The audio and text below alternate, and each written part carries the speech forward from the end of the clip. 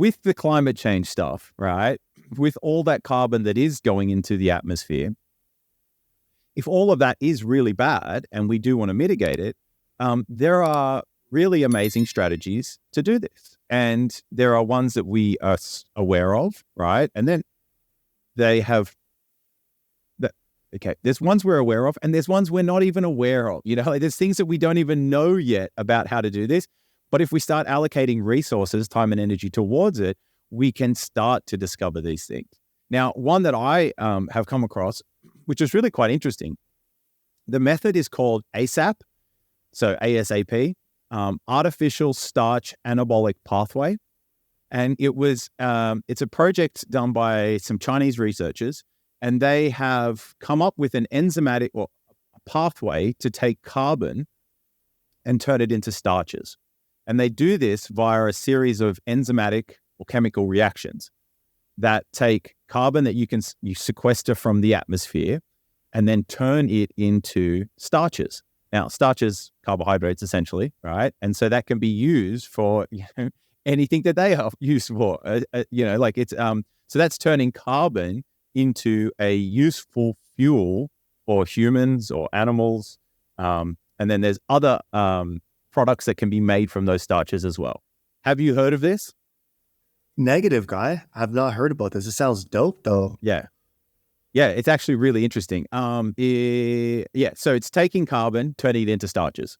And they've found a pathway to like a series of transformations that take carbon and then via enzymes turn it into starches. I just think that's amazing. We should be looking at things like this, like that's turning a byproduct of energy production, right, into a potential food for animals, for humans, for other use cases as well. Like anything that starches are used for currently can be used for that. You make alcohols. You can do all sorts of different stuff from that. You can return it into other energy. Like there's all this crazy shit that could be done.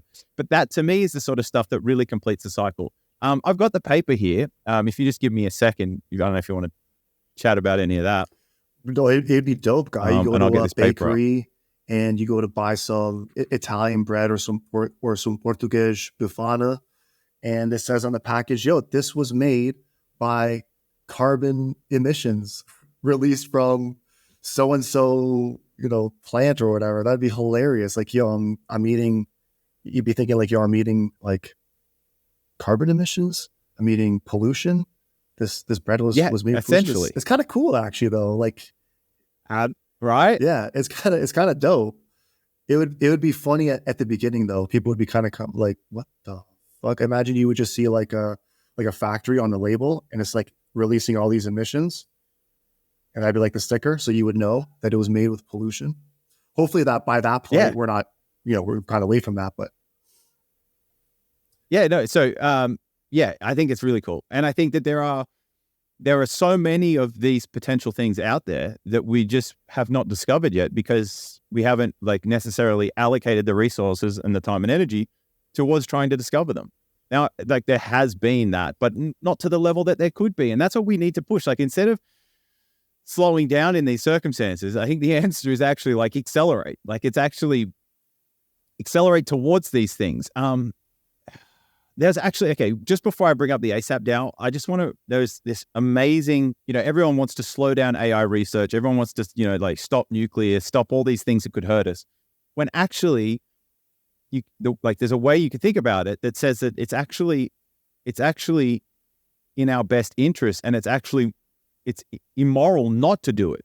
Like the moral thing is to accelerate, is to develop the technology, because that's what allows us to keep increasing our degrees of freedom and improve quality of life, improve the chances of survivability for the future. Like we shouldn't do things because they're dangerous or they could fail or whatever. We should be doing more of those things, right? Like that's where innovation stops, when you're not allowed to make mistakes or you're not allowed to do things that are like quote unquote, dangerous, provided no one's going to make a black hole on the planet or, like do anything crazy like that.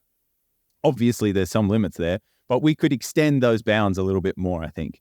So I've got this up. I'm going to share the screen. Yeah, I can see it. Okay, cool. So cell-free chemoenzymatic starch synthesis from carbon dioxide. So, little excerpt. Many plants turn glucose from photosynthesis into polymers that form insoluble starch granules, ideal for long-term energy storage in roots and seeds. Kai et al. Developed a hybrid system in which carbon dioxide is reduced to methanol by an inorganic catalyst and then converted by enzymes. First to 3 and 6 carbon sugar units, and then to polymeric starch. This artificial starch anabolic pathway relies on engineered recombinant enzymes for many different source organisms and can be tuned to produce amylose or amylopectin at excellent rates and efficiencies relative to other synthetic carbon fixation systems, and depending on the metric used, even to field crops.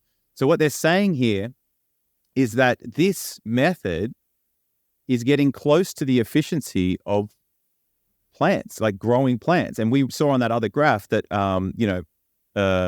growing plants and the soil sequester a good amount of carbon. So this method has almost achieved the similar efficiency to that, all right? And this isn't the exact version of the technology that's going to make it, but this is a step towards things like that. And so I think we should be focusing more on this kind of stuff to learn how to reuse those byproducts instead of stop producing those things, all right? That's the argument I'm going to keep making. Now, this is the cool picture of taking the CO2 at the top here, and then via a series of reactions or transformations, turning it into the useful products at the end, the starches. You can see that graph, guy? Do you want me to zoom in on it a bit? No, it's good. I can see it. No, okay. I'm just blown away. I've never even heard about this. I hope Greta gets, I hope Greta jumps on this and starts promoting this in her Twitter banters.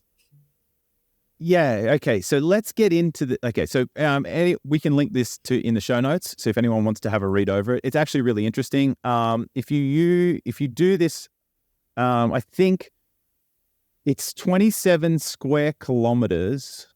27 square kilometers. Yeah. 27 square kilometers at 3 meter high tubs. And I think you could sequester all of the carbon that humans produce every year. What? I'm pretty sure.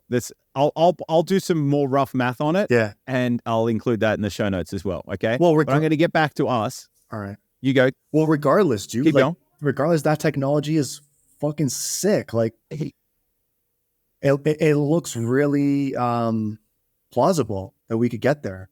Yes. And even if it takes up more space than 27 square kilometers, whatever, even if it takes 1,000 square kilometers, who gives a fuck? Like, it's crazy if this technology can get us there. You know what I mean? Correct. And produce a useful product at the end of it, right? Yeah.